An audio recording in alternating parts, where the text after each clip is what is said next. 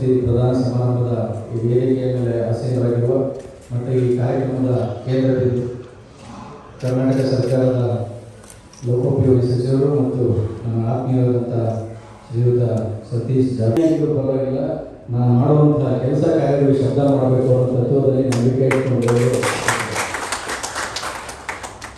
Satish sir ಅವ್ರ ಬಗ್ಗೆ ಮಾತಾಡೋದು ಅಂದರೆ ತುಂಬ ಮಾತಾಡೋದು, ಇಡೀ ದಿವಸ ಮಾತಾಡೋದು, ಅಷ್ಟು ಸಬ್ಜೆಕ್ಟ್ ಇದೆ. ಆದರೆ ಕಾರ್ಯಕ್ರಮವನ್ನು ಬೇಗ ಮುಗಿಸ್ಬೇಕಾಗಿರೋದ್ರಿಂದ ಅವ್ರ ಬಗ್ಗೆ ನನಗೆ ಗೊತ್ತಿರೋಂಥ, ನಾನು ವಿಜಯ ಕರ್ನಾಟಕದಲ್ಲಿರುವಾಗ ಮೊದಲನೇ ಬಾರಿ ಅವರು ಮಂತ್ರಿಗಳಾಗಿ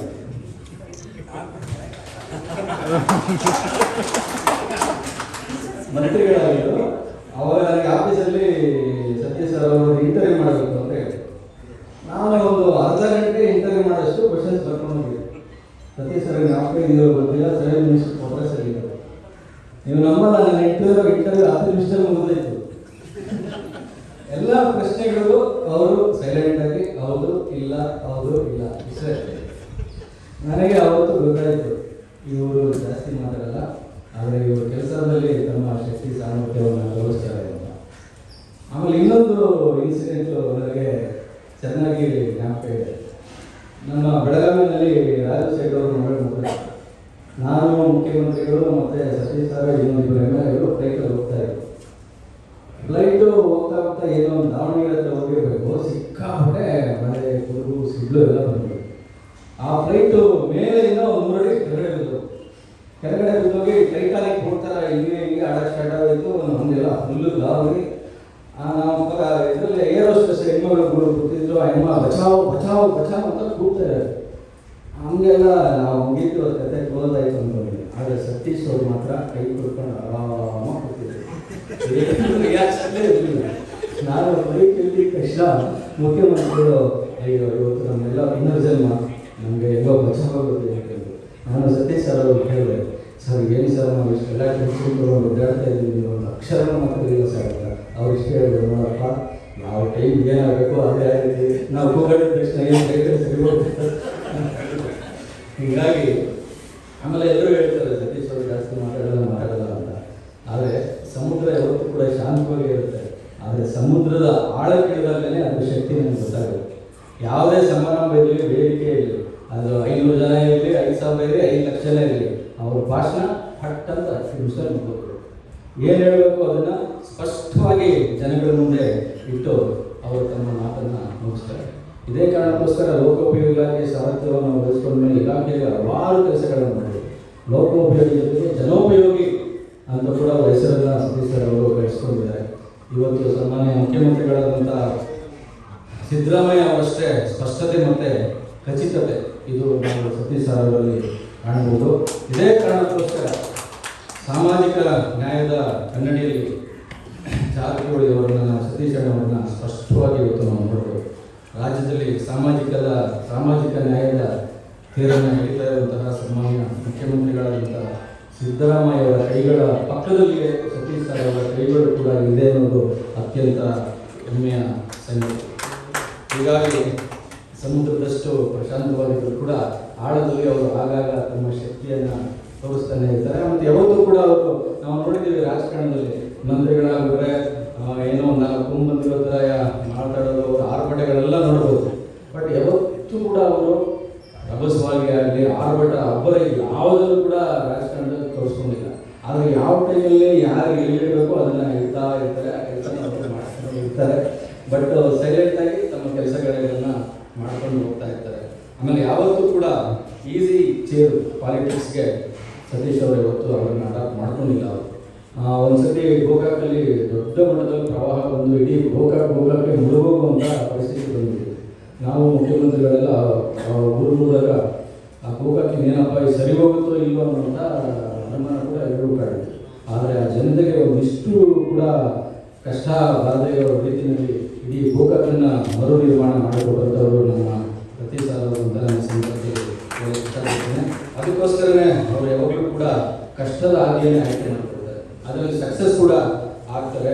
ಅವರ ದಾರಿ ಇದೇ ರೀತಿ ಸುಗಮವಾಗಿ ಮುಂದುವರಿಯಲಿ ಅಂತೇಳಿ ನಾನು ಎಲ್ಲ ಪತ್ರಕರ್ತರ ಮಿತ್ರರ ಪರವಾಗಿ ಮತ್ತು ಪ್ರೆಸ್ ಕ್ಲಬ್ ಪರವಾಗಿ ನಾನು ಅವರಿಗೆ ಹಾರೈಸ್ತಾ ಇದ್ದೇನೆ. ಆಮೇಲೆ ಮಾನವ ಬಂಧುತ್ವ ವೇದಿಕೆ ನೀವೆಲ್ಲರೂ ಕೂಡ ಕೇಳಿರ್ಬೋದು. ಆ ಮಾನವ ಬಂಧುತ್ವ ವೇದಿಕೆಯ ಮೂಲಕ ಇವತ್ತು ಮೂಢ ನಂಬಿಕೆಯ ವಿರುದ್ಧ ಒಂದು ಯುದ್ಧವನ್ನೇ ಸಾರುವಂಥ ಕೆಲಸವನ್ನು ನಮ್ಮ ಸತೀಶ್ ಸರ್ ಅವರು ಮಾಡಿದ್ದಾರೆ. ಅದರಲ್ಲೂ ಕೂಡ ಅಮಾವಾಸ್ಯೆ ದಿನ ಮುದ್ದೆ ಮಾಡಿಸೋದಿರ್ಬೋದು, ಸ್ಮಶಾನಕ್ಕೆ ಹೋಗಿ ಊಟ ಮಾಡೋದಿರ್ಬೋದು, ಇದು ರಾಜ್ಯಾದ್ಯಂತ ಹೆಚ್ಚು ಚರ್ಚೆಗೆ ಒಳಗಾದಂತಹ ಒಂದು ವಿಷಯ. ಮತ್ತು ಪ್ರತಿಯೊಬ್ಬ ಪತ್ರಕರ್ತರಿಗೂ ಮತ್ತು ಸಾಮಾಜಿಕ ಕಾರ್ಯಕರ್ತರಿಗೆ ಈ ಒಂದು ಪಾಠವನ್ನು ಹೇಳಿಕೊಡುವಂಥ ಕೆಲಸವನ್ನು ಅವರು ಬಹಳ ಸೈಲೆಂಟಾಗಿ ಮಾಡ್ತಾನೆ ಇದ್ದಾರೆ. ಮತ್ತು ಸೈದ್ಧಾಂತಿಕ ರಾಜಕಾರಣ ಇವತ್ತು ಅಳಿವಿನ ಅಂಚಿನಲ್ಲಿ ಇವತ್ತು ನಾವೆಲ್ಲರೂ ಕೂಡ ಗಮನಿಸಿದ್ದೇವೆ. ಆದರೆ ಮಾನವ ಬಂಧುತ್ವ ವೇದಿಕೆ ಮೂಲಕ ಅವರು ಇಡೀ ಸೈದ್ಧಾಂತಿಕ ಪಡೆಯನ್ನೇ ಅವರು ಕಟ್ಟೋದಕ್ಕೆ ಹೊರಟಿದ್ದಾರೆ. ನೀವೊಂದು ಅಭಿಮಾನಿಗಳ ಬಳಗ ಕಟ್ಬೋದು ಅಥವಾ ಅಭಿಮಾನಿಗಳ ಸಂಘ ಕಟ್ಬೋದು, ಆದರೆ ಮಾನವ ಬಂಧುತ್ವ ಅನ್ನೋಂಥ ಒಂದು ವೇದಿಕೆ ಇದೆಯಲ್ಲ, ಅದು ಕಟ್ಟೋದು ಬಹಳ ಕಷ್ಟ. ಆಮೇಲೆ ಅವರು ಕೆಲಸ ಮಾಡ್ತಾರಲ್ಲ, ಗೊತ್ತೇ ಆಗಲ್ಲ ಏನು ಮಾಡ್ತಾರೆ ಅಂತ. ಇದು ಉದಾಹರಣೆ ಅಂತಂದರೆ ನಮ್ಮ ಶಿಗ್ಗಾಂವ್ ಬೈ ಎಲೆಕ್ಷನ್ನು ಅನೌನ್ಸ್ ಆಗೋಕ್ಕೆ ಮುಂಚೆನೇ ಅವರು ಹೋಗಿ ಹಾವೇರಿನಲ್ಲಿ ಕುತ್ಕೊಂಡು ಒಂದು ಪಕ್ಕ ಪ್ಲ್ಯಾನ್ ರೆಡಿ ಮಾಡ್ತಾರೆ. ಮತ್ತು ಯಾವ ಕ್ಷೇತ್ರದಲ್ಲಿ ಯಾವ ಊರುಗಳಲ್ಲಿ ಎಷ್ಟು ಓಟ್ ಇದೆ, ಯಾವ ಜಾತಿ ಮತ್ತು ಯಾವ ಸಮುದಾಯದ ಓಟ್ಗಳಿದ್ದಾವೆ, ಆ ಮತದಾರನ ಸೆಳೆಯೋಕ್ಕೆ ಏನು ಮಾಡಬೇಕು ಅನ್ನೋದನ್ನು ತಮ್ಮ ಒಂದು ಏನು ನೆಟ್ವರ್ಕ್ ಇತ್ತು ಅದನ್ನು ಬಳಸಿ ಎಲ್ಲವನ್ನೂ ಕೂಡ ಅವರು ತಯಾರು ಮಾಡ್ಕೊಂಡಿದ್ರು. ಈ ಕಾರಣಕ್ಕೋಸ್ಕರನೇ ಮುಖ್ಯಮಂತ್ರಿಗಳ ಮಗಳಲ್ಲಿ ಎಲೆಕ್ಷನ್ ನಿಂತಿದ್ರು ಕೂಡ ನಮ್ಮ ಕಾಂಗ್ರೆಸ್ ಪಕ್ಷದ ಅಭ್ಯರ್ಥಿ ನಿರಾಶಾಯವಾಗಿ ಗೆಲ್ಲೋದಕ್ಕೆ ಅವಕಾಶ ಆಯಿತು. ಇದರಲ್ಲಿ ಇದಕ್ಕೆ ಪ್ರಮುಖ ಕಾರಣಕರ್ತರಾದವರು ಸನ್ಮಾನ್ಯ ಸತೀಶ್ ಜಾರಕಿಹೊಳಿ ಸರ್ ಅವರು ಅಂತ ಈ ಸಂದರ್ಭದಲ್ಲಿ ಅತ್ಯಂತ ಹೆಮ್ಮೆಯಿಂದ ಹೇಳೋದಕ್ಕೆ ಇಷ್ಟಪಡ್ತೇನೆ. ಮತ್ತು ಜಾರಕಿಹೊಳಿ ಸರ್ ಅವರಂದರೆ ಬೇರೆ ಯಾರಾದರೂ ಆಗಿದ್ದರೆ ಲೋಕೋಪಯೋಗಿ ಇಲಾಖೆಯಲ್ಲಿ ಇಷ್ಟೊತ್ತಿಗೆ ಫುಲ್ ಹೈರಾಣ ಆಗುತ್ತಾರೆ. ಯಾಕೆಂತಂದರೆ ಸನ್ಮಾನ್ಯ ಮುಖ್ಯಮಂತ್ರಿಗಳಾದಂಥ ಸಿದ್ದರಾಮಯ್ಯ ಸರ್ ಹಾಗಾಗಿ ಹೇಳ್ತಾ ಇರ್ತಾರೆ, ಗ್ಯಾರಂಟಿ ಯೋಜನೆಗಳಿಂದ ನಮಗೆ ಹಣಕಾಸು ಒತ್ತಡ ಬೀಳಿದೆ ಹೇಳ್ತಾ ಇರ್ತಾರೆ. ಆದರೆ ಎಷ್ಟು ಹಣಕಾಸಿನ ಒತ್ತಡ ಎಷ್ಟೇ ಇದ್ರೂ ಕೂಡ ಲೋಕೋಪಯೋಗಿ ಇಲಾಖೆಯನ್ನು ಅತ್ಯಂತ ನಾಜೂಕಾಗಿ ನಡೆಸ್ಕೊಂಡು ಬಂದಿದ್ದಾರೆ. ಮತ್ತು ಯಾವುದೇ ದೂರುಗಳಿಗೆ ಆಸ್ಪದ ಕೊಡದಂತೆ ಇಲಾಖೆಯನ್ನು ಅವರು ಮುಂದುವರಿಸಿಕೊಂಡು ಹೋಗ್ತಾ ಇದ್ದಾರೆ. ಇದು ಅವರ ಶಕ್ತಿ ಮತ್ತು ಸಾಮರ್ಥ್ಯಕ್ಕೆ ಹಿಡಿದ ಕನ್ನಡಿ ಅಂತ ನಾನು ಈ ಸಂದರ್ಭದಲ್ಲಿ ಅತ್ಯಂತ ಸಂತೋಷದಿಂದ ಹೇಳ್ತೇನೆ. ಯಾಕೆಂದರೆ ಮೊದಲೇ ಹೇಳ್ದಂಗೆ ಯಾವತ್ತೂ ಕೂಡ ಸವಾಲಿನಂಥ ಕೆಲಸಗಳಿಗೆ ಅವರು ಮುಂದಾಗ್ತಾನೆ ಇರ್ತಾರೆ. ಅವರು ಸಚಿವರಾಗಿ ಇನ್ನಷ್ಟು ಒಳ್ಳೆಯ ಕೆಲಸಗಳನ್ನು ಮಾಡಲಿ, ಜೊತೆಗೆ ರಾಜಕಾರಣದಲ್ಲಿ ಇನ್ನೂ ಎತ್ತರದ ಸ್ಥಾನಕ್ಕೆ ಹೋಗಲಿ ಅಂತ ನಾನು ಈ ಸಂದರ್ಭದಲ್ಲಿ ಹಾರೈಸ್ತೇನೆ. ಜೊತೆಗೆ ನಮ್ಮ ಪ್ರೆಸ್ ಕ್ಲಬ್ ಪದಾಧಿಕಾರಿಗಳು ರಿಜ್ವಾನ್ ಸರ್ ಅವರು ಹೇಳದಂಗೆ ಯಾರು ಆಯ್ಕೆ ಮಾಡಿದ್ದಾರೆ ಫಸ್ಟು ಅವರಿಗೆ ಅಭಿನಂದನೆ ಅಂತ ಹೇಳಬೇಕು ಅಂತ ಹೇಳಿದರೆ ನಿಜವಾಗಲೂ ಕೂಡ ಒಂದು ಒಳ್ಳೆಯ ಆಯ್ಕೆ. ಯಾಕೆ ಅಂತಂದರೆ ನಾವು ಸಮಾಜ ಯಾವ ದಿಕ್ಕಿನ ಕಡೆಗೆ ಹೋಗ್ತಾ ಇದ್ದೀವಿ ನಾವೆಲ್ಲರೂ ಕೂಡ ನೋಡ್ತಾ ಇದ್ದೇವೆ. ಆ ಸಮಾಜಕ್ಕೆ ಏನಾದರೂ ಒಂದು ಕೊಡುಗೆಯನ್ನು ಕೊಡಬೇಕು ಅಥವಾ ಸೈದ್ಧಾಂತಿಕತೆಯನ್ನು ಉಳಿಸಿ ಬೆಳೆಸಬೇಕು ಅನ್ನೋ ವಿಚಾರದಲ್ಲಿ ನಮ್ಮ ಸತೀಶ್ ಜಾರಕಿಹೊಳಿ ಸರ್ ಅವರು ಮುಂಚೂಣಿಯಲ್ಲಿದ್ದಾರೆ. ಅವರ ಮಾನವ ಬಂಧುತ್ವ ವೇದಿಕೆ ಆಗಿರ್ಬೋದು ಅಥವಾ ಅವರ ಕೆಲಸ ಕಾರ್ಯಗಳು ಆಗಿರ್ಬೋದು. ಮತ್ತು ಅವ್ರು ರೇಗಾಡಿನ ನೋಡಿಲ್ಲ, ಇಬ್ಬರಿಗೂ ಸಿಟ್ಟು ಮಾಡ್ಕೊಂಡಿದ್ದು ನೋಡಿಲ್ಲ. ಆಮೇಲೆ ಮುಖ್ಯಮಂತ್ರಿಗಳ ಮನೆಗೆ ಯಾವಾಗ ಬರ್ತಾರೆ ಯಾವಾಗ ಹೋಗ್ತಾರೆ ಅನ್ನೋದು ಗೊತ್ತಾಗಲ್ಲ. ಬರ್ತಾರೆ ತಮ್ಮ ಕೆಲಸ ಸೈಲೆಂಟಾಗಿ ಬರ್ತಾರೆ, ಸೈಲೆಂಟಾಗಿ ಹೋಗ್ತಾನೆ ಇರ್ತಾರೆ. ಅಷ್ಟು ಸೈಲೆಂಟ್. ರಾಜಕಾರಣದಲ್ಲಿ ಈ ಥರ ನಿಶಬ್ದವನ್ನು ಅಳವಡಿಸ್ಕೊಂಡಿದ್ದಾರೆ. ರಿಜ್ವಾನ್ ಸರ್ ಹೇಳೋದಲ್ಲ, ಮೈಕ್ ಇಟ್ಕೊಂಡು ಜೋರಾಗಿ ತಿರ್ಸಿ ಏನು ಕೆಲಸ ಮಾಡಿದ್ರೆ ಖಾಲಿ ಡಬ್ಬ ಸೌಂಡ್ ಮಾಡ್ತಾನೆ ಇರ್ತಲ್ಲ, ಆ ಥರ ಅಲ್ಲ. ಅವರು ಸೈಲೆಂಟ್ ಆಗಿದ್ರು ಕೂಡ ತಮ್ಮ ಕೆಲಸ ಕಾರ್ಯಗಳನ್ನು ಅಚ್ಚುಕಟ್ಟಾಗಿ ಮಾಡ್ತಾ ಬರೆಯೋರು ಕ್ಷೇತ್ರಕ್ಕಷ್ಟೇ ಸೀಮಿತ ಅಲ್ಲ, ಇಡೀ ರಾಜ್ಯಾದ್ಯಂತ ಇವತ್ತು ಸಂಚಾರ ಮಾಡ್ತಾ ತಮ್ಮದೇ ಆದಂಥ ಒಂದು ಅಭಿಮಾನಿ ಬಳಗವನ್ನು, ತಮ್ಮದೇ ಆದಂಥ ಒಂದು ಪಡೆಯನ್ನು ಅವರು ಕಟ್ಕೊಂಡಿದ್ದಾರೆ. ನಿಜಕ್ಕೂ ಕೂಡ ಪ್ರೆಸ್ ಕ್ಲಬ್ ಇವತ್ತು ಒಬ್ಬ ಒಳ್ಳೆ ವ್ಯಕ್ತಿಗೆ ಆಕ್ಚುಲಿ ಡಿಸೆಂಬರ್ 31ರಿಂದ ಇವತ್ತು ಪ್ರಶಸ್ತಿ ಕೊಟ್ಟಿರೋದೇ ಅರ್ಥಪೂರ್ಣವಾಗಿದೆ ಅಂತ ನನ್ನ ಅನಿಸಿಕೆ. ಹೀಗಾಗಿ ಮತ್ತೊಮ್ಮೆ ನಾನು ಅವರಿಗೆ ಅಭಿನಂದನೆಗಳನ್ನು ಸಲ್ಲಿಸಿ ಮಾತಾಡೋದಕ್ಕೆ ನನಗೆ ಅವಕಾಶ ಕೊಟ್ಟ ಪ್ರೆಸ್ ಕ್ಲಬ್ನ ಎಲ್ಲ ಪದಾಧಿಕಾರಿಗಳು ಧನ್ಯವಾದಗಳನ್ನು ತಿಳಿಸಿ ನನ್ನ ಮಾತುಗಳನ್ನು ತಮಗೆಲ್ಲರಿಗೂ ಕೃತಜ್ಞತೆಯನ್ನು ತಿಳಿಸಿ ನನ್ನ ಮಾತು ಮುಗಿಸ್ತೇನೆ. ನಮಸ್ಕಾರ.